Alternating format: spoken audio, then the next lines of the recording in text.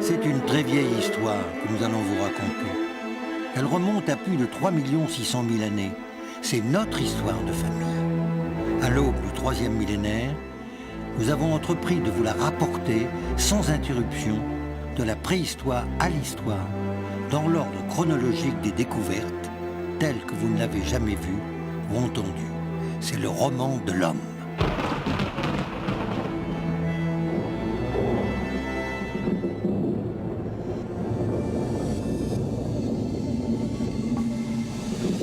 La quête de l'homme ancien, celui que Boucher de Perthes disait antédiluvien, commencé en France, en baie de Somme, s'est poursuivi en Belgique, puis en Allemagne, pour revenir en Périgord, qu'on a appelé alors la vallée de l'homme. Et puis on s'est demandé si cet homme ne viendrait pas d'Asie, puisque c'était là qu'ont situé les jardins du paradis, d'où les îles de Java et de Sumatra. Puis Choukoutienne, où le père Teilhard de Chardin déclare: c'est bien qu'on ait trouvé l'homme de Pékin. Mais vous voulez mon sentiment? Cet homme-là était un voyageur. Ses ancêtres venaient de très loin, très probablement d'Afrique. Il faut garder un œil vigilant sur ce continent. Il se pourrait bien qu'il soit le berceau de l'humanité. D'où vient que Teilhard de Chardin a cette intuition au moment même où l'Asie commence à livrer les secrets de sa préhistoire? Scientifique et littéraire, il sait que depuis la plus haute antiquité, le continent africain est tenu pour la réserve originelle du monde animal.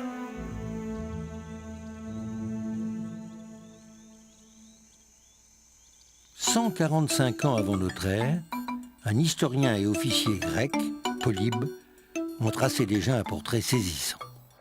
Il y a en Afrique des chevaux, des bœufs, des moutons et aussi des chèvres en si grande quantité que je ne sais si on pourrait en trouver autant dans tout le reste du monde habité. Et cela parce que la plupart des peuples africains, ne pratiquant pas l'agriculture, vivent de leurs troupeaux et avec leurs troupeaux. Et ces éléphants, ces lions, ces panthères, toutes ces bêtes puissantes qu'on y trouve en quantité. Et ces antilopes si belles et ces autruches si grandes, est-il un auteur qui n'en ait parlé? Alors qu'on ne trouve rien de tout cela en Europe, l'Afrique est pleine de ces animaux. Polybe sait ce dont il parle. Il a fait les campagnes de Carthage avec Scipion l'Africain, le second.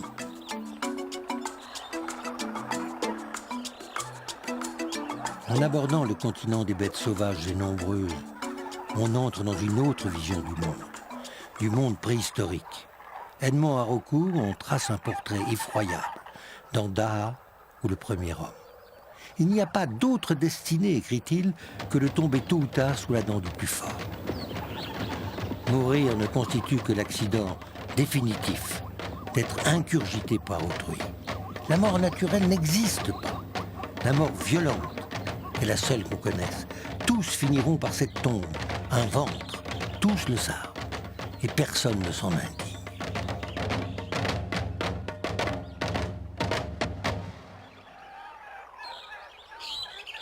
La phrase de Teilhard de Chardin fait le tour du monde scientifique. Elle déclenche la ruée des chercheurs qui attendent du continent mystérieux la révélation de l'origine de l'homme. La première trace d'un homme très ancien en Afrique, on va la trouver là, dans une carrière de la région du Cap. On prévient aussitôt un médecin anatomiste de Johannesburg, le professeur Raymond Dart. La partie est engagée. Retournons à Comarque où nous attend le professeur Yves Coppens. Ça a été une découverte tout à fait fortuite, comme beaucoup de découvertes, faite en Afrique du Sud en plus, au du bout du continent africain. Ce petit crâne sorti d'une brèche dans une grotte d'Afrique du Sud qui s'appelait Tong et qui a été ramassé par un carrier puis récupéré par un géologue.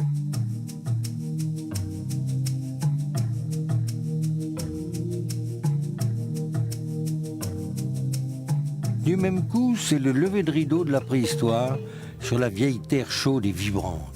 Ce petit crâne, surgi de terre à la suite d'une explosion de dynamite dans une mine d'Afrique du Sud et qui a ensuite pendant un temps servi de presse papier au directeur de la compagnie, est apporté par un géologue à Raymond Dart qui ne cesse de l'observer sous tous les angles en proie à une excitation sans cesse grandissante.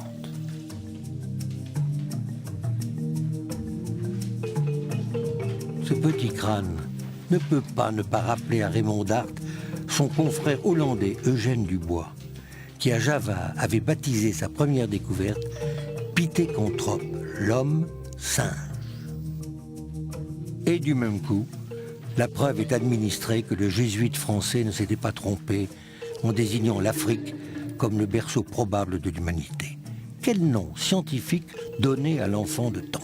Ce chercheur, dès février 1925, a publié la découverte de ce qu'il a appelé l'Australopithecus africanus, qui est un nom épouvantable, mais ce qui signifie le singe d'Afrique du Sud. Et Dart, Raymond Dart, a eu le pressentiment d'avoir découvert un ancêtre de l'homme, au point que dans son article, il parle de façon très précise d'un stock préhumain, ce qui n'était pas du tout dans l'air du temps. D'autant moins dans l'air du temps que ce petit crâne avait en effet un petit cerveau et des dents humaines. Alors que l'idée, c'était que les dents étaient à la rigueur de singe, mais que le cerveau d'un ancêtre devait de toute façon être gros. On ne pouvait pas imaginer descendre d'un ancêtre qui est un petit cerveau. Autrement dit, Dart a trouvé un crâne à l'envers, en quelque sorte, juste dans l'état inverse dans lequel on l'attendait, et c'est pour la raison pour laquelle il a mis tant de temps à le faire admettre par les autorités de l'Europe, et notamment les autorités de Londres. Nous avons interrogé le professeur Philippe Tobias de Johannesburg. Il arbore fièrement le crâne de Tong sur sa cravate. Some people said that the features of the child looked hominid because it was juvenile, not because it was a real hominid. So it was not Dart, but Robert Broom, who in 1936 discovered at Sterkfontein, near Johannesburg, the first adult. And this adult confirmed, this specimen from Sterkfontein, confirmed for the adult what Dart had claimed for the child. It was a creature that walked on two legs, not four legs. It had a face which was more vertical, like a human, not protruding like an ape, but the brain size was small like an ape, not like a human. So it was a melange of one big ape-like feature and other human-like features. And so it was in between the world of the apes and the world of humanity. And Dart did not know whether to put it in the human family or the ape family. So he proposed a new family between the two. La vieille affirmation, exprimée une fois pour toutes par Charles Darwin, refait surface. Il suffit qu'on exhume un fossile humain ancien pour que l'on s'interroge aussitôt, homme primitif ou grand singe. Il faut, puisque les chercheurs ont choisi la voie indiquée par Teilhard de Chardin, en revenir à ses convictions. Il les énonce avec sa fermeté coutumière. Toutes les découvertes préhistoriques, ou qu'on les fasse, semblent conduire à deux idées maîtresses. Premièrement, le continent africain a fonctionné comme un centre de première importance dans l'histoire des origines humaines. La pointe méridionale de ce continent a servi à nos ancêtres les plus lointains de territoires de refuge. Deuxièmement, en Afrique du Sud et en Indo-Malaisie, on constate la présence de la même lignée d'hominidés successifs. C'est là, et nulle part ailleurs, que l'homme a réussi à dépasser le stade néandertaloïde pour émerger planétairement sous forme d'Homo sapiens. Selon Dart, l'Australopithecus africanus gracile serait apparu sur le continent entre moins 3 millions et moins 1 800 000 années. L'examen attentif de sa dentition fait supposer qu'il était végétarien, avec peut-être l'ingestion peu fréquente de quelques petites proies de chair. Il lui accorde une taille n'excédant pas 1,25 m, un poids de l'ordre de 25 à 30 kg et une capacité crânienne de l'ordre de 400 à 500 cm3. Et voilà qu'en une nuit, pour avoir annoncé au monde l'acte d'émergence de son minuscule Australopithèque gracile, Raymond Dart devient une célébrité mondiale. C'est ainsi qu'au beau milieu de ce siècle, autant dire hier, grâce à l'intuition de Teilhard, puis au coup de chance des chercheurs dans l'Afrique, l'homme commence à accepter d'être très vieux, comme Boucher de Perthes s'acharnait jusqu'ici en vain à le prétendre. Décidément, on ne veut pas que l'homme soit vieux. Et pourtant, il l'est. Toutes les négations du monde ne le rendront pas plus jeune. Il faudra bien qu'un jour on le voit comme il est. La vérité dort, mais elle ne meurt pas. Tôt ou tard, elle s'éveille, elle se montre, et elle nous crève les yeux. 2 millions d'années peut-être. Il a suffi d'une dizaine de fragments de crâne ou de squelette, une poussière, comparée à tous les cadavres dévorés par la terre-mère depuis l'origine, pour ébranler les théories et les croyances les mieux établies. Teilhard est venu en Afrique du Sud. Une fois de plus, l'actualité lui donne raison. Chaque fois, écrit-il, qu'une nouvelle forme vivante se lève à nos yeux, ne savons-nous pas qu'elle surgit toute faite et qu'elle est déjà légion.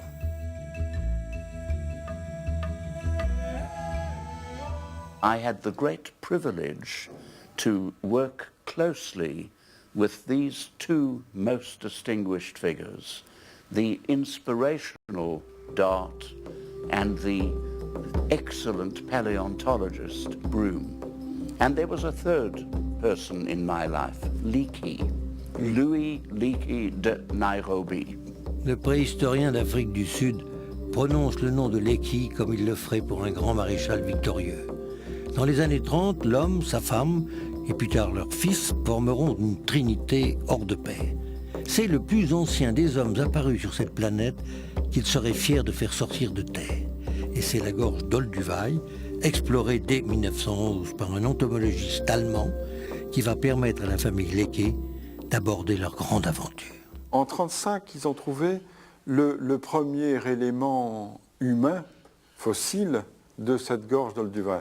Mais ça a été une découverte discrète en quelque sorte, en fait de ce qui est un homme d'un certain âge, mais pas un préhumain. Makapansgat, Afrique du Sud.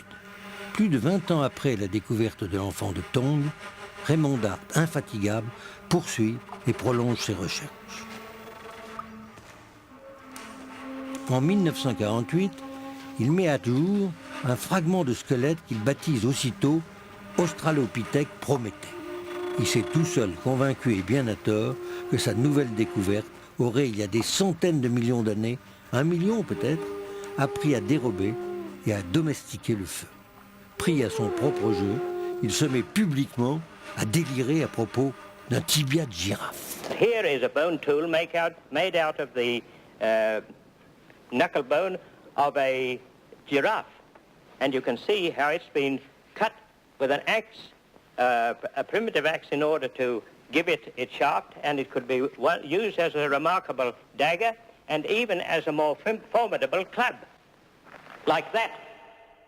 Il avait des visions un petit peu poétiques et qui prolongeaient, disons, la vision scientifique. Il avait en effet vu aux alentours de l'homme de l'Australopithèque, d'une grotte qui s'appelle Makapansgat, qui se trouve aussi au Transvaal, un certain nombre d'ossements brisés de telle manière qu'il en avait fait un outillage possible qu'il avait appelé, de ces noms compliqués dont il avait le secret, ostéodontokératique, ça veut dire des outils en os, en dents et en cornes. Et quand on lui disait, enfin je vous parle là d'un témoignage personnel, quand on lui disait mais ces petits crânes, professeur, ces tout petits crânes d'antilope, que pouvaient faire ces gens avec ces petits crânes, ce ne sont tout de même pas des outils. Il disait si, ce sont des tasses de thé pour 5 heures. La même année, les Leakey font une nouvelle découverte. Marie emporte précieusement dans son petit sac de voyage le crâne d'un spécimen de proconsul en qui certains s'obstinent à voir l'ancêtre de l'homme. Ils ont tort. C'est le Mathusalem des singes. This skull that you see here, I brought back from Nairobi. I arrived by air today. It was found on a small island in Lake Victoria, Rusinga Island, where we found a lot of teeth of this same animal. My husband's been searching for a skull for 17 years now. And beginning of this month, we had the luck to find this creature. He's very incomplete, but he has got the face. And his lower jaw is perfect, as you can see. This skull is not human, it's the skull of an ape.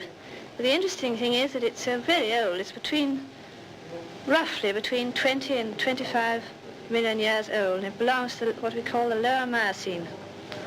Now we can date that by the associated fauna, the animals we find with it. La découverte suivante, qui est moins connue, c'est celle de 1955. Une dent. Une dent d'Australopithèque. Toujours à Olduvai.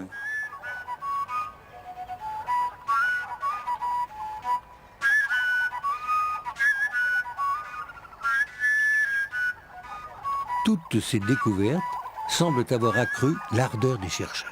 Au Cap, on met à jour le téléanthrope. Ailleurs, c'est le paranthrope. C'est tout le continent noir qui, jour après jour, révèle son lointain passé. Une véritable émulation. Chaque paléontologue s'empresse à étiqueter sa trouvaille. Teilhard avait raison. L'Afrique semble avoir été peuplée voici plusieurs millions d'années. 2, 3, 4 peut-être plus, de petits bipèdes qui se seraient éteints voici quelques 900 000 ans avant notre ère. Il en est ainsi pour la préhistoire, aventure de fouilles dans les profondeurs de la Terre. Plus on découvre, plus l'homme est vieux, et plus le fantôme du singe évoqué par Darwin revient hanter les cervelles humaines. Beaucoup de gens ne pouvaient pas concevoir descendre d'un singe, ce qui n'était pas faux, mais n'était quand même pas bien compris. On ne descendait bien sûr pas du chimpanzé qui était notre contemporain, mais le chimpanzé et nous descendions d'une souche commune perdue des millions d'années avant nous. Donc ça ne changeait pas le problème, mais ça leur poussait un petit peu dans le passé.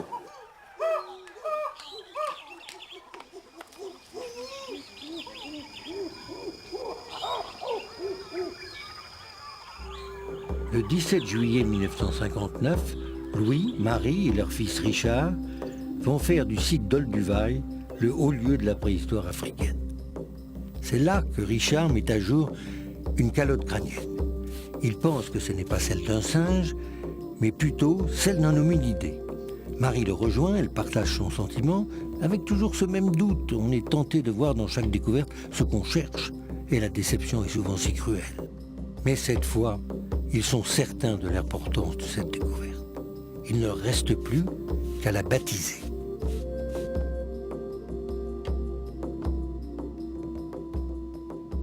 Il l'avait baptisé Zinjanthropus boisei, ce sont toujours des noms un peu barbares, parce qu'il pensait que ce crâne était différent des crânes précédemment découverts.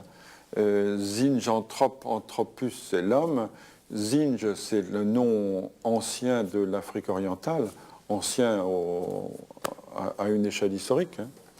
Et Boisei, monsieur de Boise, est un monsieur qui avait financé l'expédition. Il faut avoir quelquefois des reconnaissances aussi de cet ordre, d'où le nom de ce fossile. Le nom a ensuite été remplacé par Australopithecus, tout simplement. Marie Leakey, sur le crâne trouvé à Olduvai, nous en souligne les caractéristiques essentielles. D'abord le cimier, la crête sagittale. Elle est caractéristique, beaucoup plus haute que chez les autres singes. Encore le mot singe. Darwin n'est pas loin. Le bourrelet susorbitaire est très apparent, mais ce qui est le plus frappant, c'est l'élargissement de l'arcade latérale, le zygomatique. Cela implique que le sujet est capable d'une forte mastication. Vous savez que les gens d'Afrique du Sud appelaient ces australopithèques ape man. Et le fait de dire ape man, à la fois singe et à la fois homme, a l'air de signifier que ce sont des intermédiaires, ce qui n'est pas non plus tout à fait faux. Ces australopithèques, ces préhumains, sont en fait déjà incontestablement de notre famille, c'est-à-dire qu'ils sont déjà des nôtres, en quelque sorte, même s'ils ne sont pas encore de véritables humains. Vous savez que pendant bien longtemps, cette notion de chaînon qui manquait entre le singe et l'homme a fait comprendre, non seulement au public en général, mais même aux savants, si je puis dire, qu'il fallait découvrir un être qui ne soit plus tout à fait singe et qui soit encore pas tout à fait homme. Et comme les premiers hommes que l'on a trouvés étaient les hommes de Néandertal, qui avaient 50 000 ans, 60 000 ans, 100 000 années, c'est à eux qu'on a fait porter ce mauvais chapeau de chaînon qui manquait, ce qui n'a pas de sens. Si on va rechercher les singes en descendant dans l'arbre généalogique comme on descend dans notre propre arbre de famille, il faut aller vers 5, 6, peut-être 8 millions d'années, donc 50 000 ans. Qu'est-ce que c'est que 50 000 ans par rapport à 8 millions d'années? Il faut surtout garder sans cesse en tête dans nos disciplines la notion de temps, ce qui n'est pas simple du tout, même pour nous.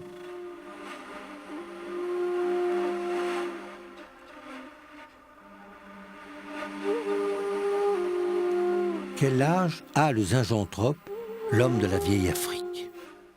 1 750 000 ans, c'était un grand coup, une grande date. Et ce qui est très amusant et assez caractéristique du monde scientifique, finalement, c'est que, de manière officielle, il y a eu une sorte de scepticisme.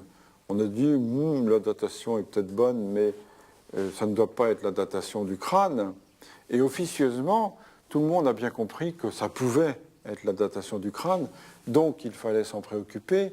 Donc s'il y avait des préhumains si anciens en Tanzanie, il y en avait peut-être ailleurs en Afrique de l'Est, au Kenya, en Éthiopie, et que par suite, il fallait préparer ses bagages et aller fouiller dans cette région du monde. Et ce qui a été très agréable de la part de Louis Leakey et de sa famille, c'est qu'ils ont fait en sorte que ce mouvement, en effet, de recherche en Afrique orientale soit encouragé. Et ça a été le début d'une grande épopée qui dure encore. Presque 1 million d'années de plus que l'homme de Java. Le couple Leakey est sollicité par les revues scientifiques du monde entier et à chacune de ses découvertes, Marie trouve un nom de fantaisie.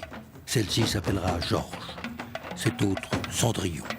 Il y aura même un crâne plus plat que les autres qui sera baptisé Twiggy, du nom du mannequin britannique le plus en vogue. Il ne fait plus de doute pour personne que la piste africaine était bonne. C'est bien là qu'il fallait chercher. Il reste encore à l'Afrique de nombreux secrets à nous dévoiler sur la préhistoire de l'homme. L'homme toujours plus vieux qu'elle a révélé au monde. Cet homme est devenu le bipède absolu entre toutes les espèces. Il va se mettre bientôt debout et en marche. Sa main tient l'outil ou l'arme, son cerveau est beaucoup plus développé que celui des autres mammifères et il avance de son pas d'homme. Cet homme, s'il est né en Afrique comme le pensait Teilhard de Chardin, se prépare désormais à son grand voyage. Il a à conquérir la Terre. Le roman de l'homme est fait de découvertes, de certitudes, de contradictions. Et la préhistoire est la science la plus déroutante qui soit. La vérité recule au fur et à mesure qu'on s'approche d'elle. Mais il reste les voyants. Un certain garçon de Charleville, par exemple, qui en 1873 à 19 ans écrivait « Ma journée est faite, je quitte l'Europe. Et avait cette vision fulgurante près d'un siècle avant que Teilhard de Chardin ne désigne l'Afrique des grands singes comme berceau de l'humanité. Singes d'hommes, tombés de la vulve des mers, notre pâle raison nous cache l'infini.